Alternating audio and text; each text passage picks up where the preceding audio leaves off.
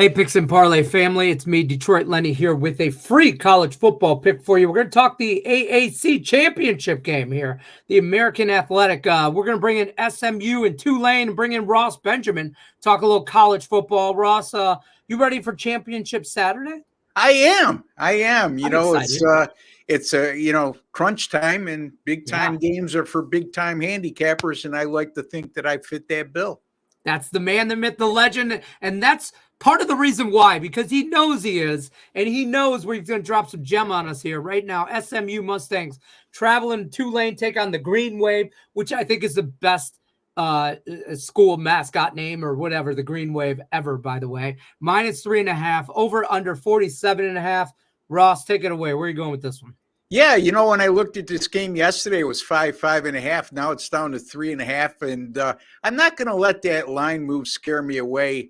And Tulane will be playing on their home field as opposed to some other conference championship games at neutral sites.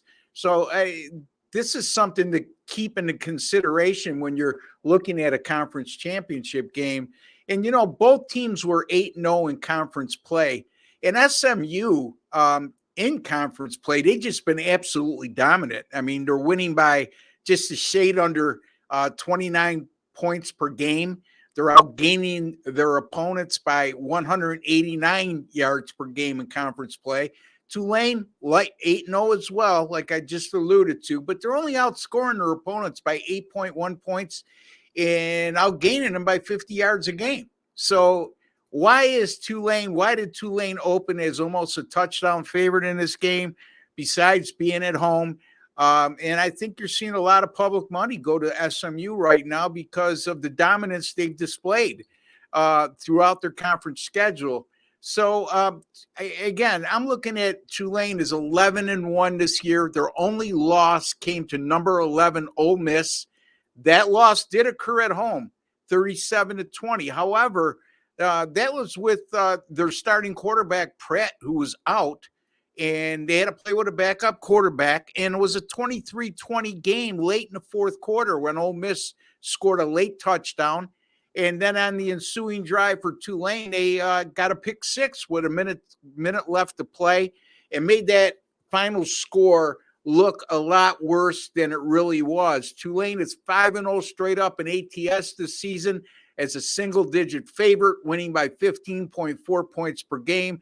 Tulane's also 6-0 straight up in ATS since November 20th of 2021 as a conference single-digit favorite, winning by 21 points per game. And, what that tells me is quite simple. When they're a single-digit favorite, and again, folks, they 23-3 they are over the last 2 years. But when they are deemed as a single-digit favorite, it is a competitive matchup. And they seem to show a tendency to play up to the competition and then to play down to the competition. In other words, they're not covering as a big favorite, or they're losing as an underdog against a Power 5 conference school.